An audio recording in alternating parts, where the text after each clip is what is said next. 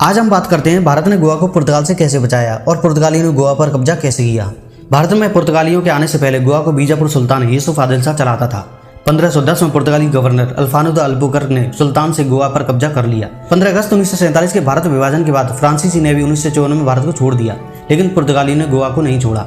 पुर्तगाली सरकार कह रही थी कि गोवा पुर्तगाल का उपनिवेश नहीं बल्कि पुर्तगाल का एक भाग यानी क्षेत्र है, इसलिए वे गोवा को छोड़ने वाले नहीं हैं। 15 जून 1946 को राम मनोहर लोहिया ने 20,000 लोगों की एक सभा को संबोधित किया, जिसमें उन्होंने फैसला किया कि 18 जून से सविनय अवज्ञा आंदोलन शुरू किया जाएगा और चौराहे पर पहली बार भारतीय ध्वज की मेजबानी की गई।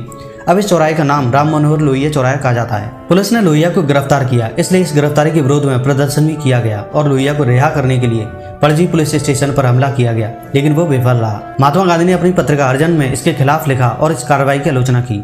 किसी भी तनाव से बचने के लिए पुर्तगालियों ने लोहिया को गोवा से बाहर भेज दिया और 5 साल के लिए गोवा में उनके प्रवेश पर प्रतिबंध लगा दिया। बाद में लोहिया फिर से गोवा गए और रेलवे स्टेशन पर गिरफ्तार हो गए। महात्मा गांधी ने उनकी गिरफ्तारी का विरोध किया, इसलिए 10 दिनों में लोहिया को फिर से गोवा के बाहर भेज दिया गया।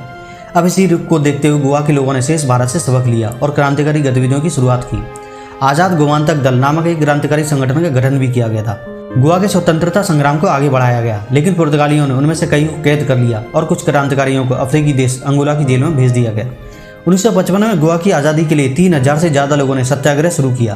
पुर्तगालियों ने इस आंदोलन को दबाने के लिए कड़ी कार्रवाई की और हिंसा भी की। 1 सितंबर 1955 को भारत सरकार ने गोवा के साथ सभी राजनीतिक संबंध समाप्त कर दिए और भारतीय सेनाओं ने गोवा, दमन और दीव की नाकाबंदी की, लेकिन उन्होंने नीदरलैंड से आलू, पुर्तगाल से शराब, पाकिस्तान से चावल और सब्जियां, श्रीलंका से चाय का इंपोर्ट करना शुरू कर दिया। नवंबर 1961 में पुर्तगाली बलों ने गोवा के कुछ मछुआरों पर गोलीबारी की। उसके बाद भारतीय रक्षा मंत्री कृष्ण मेनन और पीएम नेहरू ने आपातकालीन बैठक की।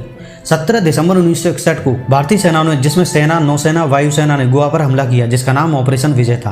पुर्तगालियों ने पुलों को नष्ट करके भारतीय सेना को रोकने की बहुत कोशिश की, लेकिन फिर भी 2 दिनों के भीतर पुर्तगाली गवर्नर ने सरेंडर कर दिया और गोवा भारतीय संघ का हिस्सा बन गया। तो इस तरह से हमें अपना भारत का क्षेत्र वापस मिल गया। तो वीडियो अच्छी लगी हो तो लाइक, शेयर एंड सब्सक्राइब जरूर करना। तो नमस्कार।